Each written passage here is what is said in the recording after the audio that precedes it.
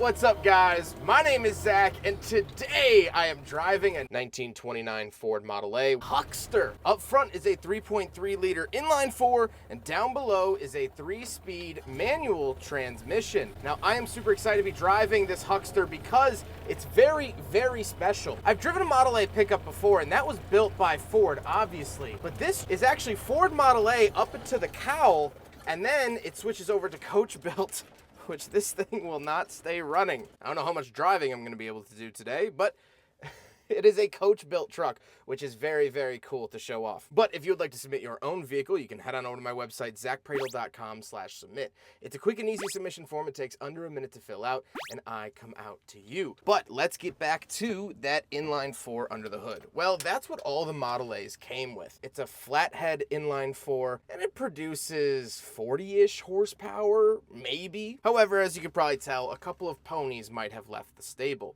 Now, like I said, paired to it is a 3-speed non-synchronized transmission, which is also really cool and standard practice for the Model A. First gear is left and back, second gear is right and forward, third gear is right and back. So it is a dogleg style shifter, again, without synchros. Last but not least about the drivetrain, of course, the Model A is rear-wheel drive. However, this has the standard car running gear, where the Model A truck would actually have a larger rear differential. So this is the standard Model A that we've seen so many times here on the channel.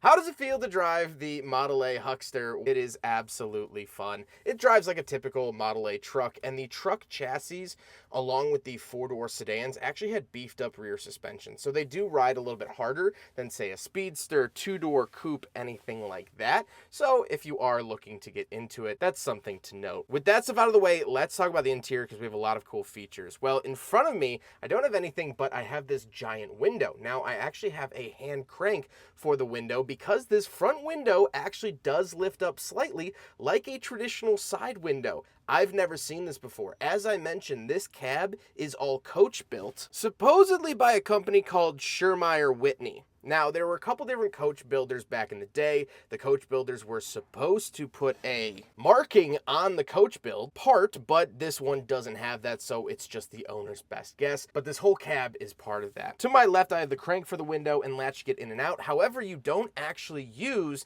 the driver's door. You have to get in through the passenger door because of the wheel over to the left. This was typical for trucks because they would have a spare tire mounted to the left side of the vehicle, but also for the radio Model A's that were used for radio towers and telephones when those were, being invented, you couldn't use the driver's door. So it was typical to crawl in through the right, which is why they had bench seats. Moving into the center, we do have our fuel gauge, amperage, odometer, and key to start the vehicle. However, as we know, you just turn the key and nothing happens. This just turns the electronics on. Down below, we have the choke, the fuel shutoff, and starter motor up to the upper right. Our gas pedals down on the floor, and the shifter. Now, of course, this is an aftermarket shifter, but I absolutely love it. It still operates the same. The seats are, well, everything in here is really aftermarket because it's all coach built. So coach built seats, and I just want to do a quick walk around of the interior. There's this sort of bubbling lacquer on the inside. There's just so much history. There's an old Shell sticker in here. And this is how it was done, especially during the Great Depression. This was the first year of the Depression. Corners were cut and people needed trucks, but this was a way to do it. And so you see that through here. Is it the best craftsmanship? No, but look at the gears in the windows, the different bolts and screws that hold the hinges on. I mean, overall, this is just such a cool and interesting vehicle.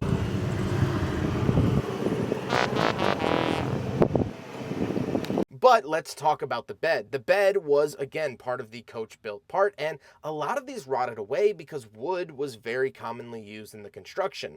Well, termites become an issue, and of course, weather, degradation, all of that stuff. So, not a whole lot of these are left. This is one of the very few, and so you could see that around the back. There's also these little hanging curtains that you could put down if you wanted to hide or conceal whatever you had in the bed of your truck. However, these have been up for so long, they're so stiff, which is kind of funny to see. Let's do a walk around of the vehicle. This is a unrestored 1929 Ford Model A, which of course unrestored is always amazing to see. It is original, and so they didn't have clear coats in 1929, and even if they did, they probably wouldn't have used them for cost savings. So this is it. This is a vehicle that has survived the test of time for almost 100 years. I mean, just saying that is absolutely mind-blowing to me, and you see that with the exterior. From the cowl forward, this is all typical Model A, but as I said, it's coach-built behind that.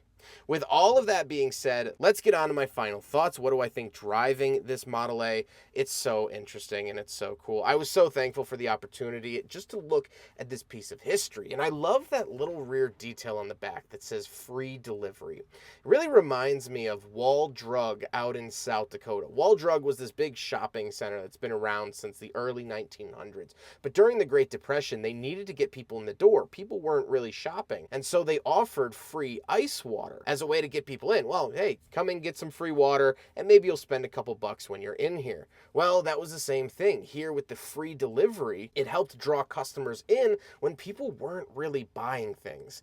And so, if anything else, this is an absolutely amazing look at what the Great Depression trucking was, what pickup trucks were back in the day. And that is so cool. I just was so excited to share this piece of legitimate history with you today, and I hope that you enjoyed coming along on the ride with me. Huge thank you to Dan for letting me take out his Huckster, as well as the Gilmore Auto Museum here in Kalamazoo, Michigan, for letting me drive on their property. They have a Model A festival. They also have a Model A museum, a Franklin Museum, Cadillac Museum, Pierce Arrow Museum, tons of awesome stuff.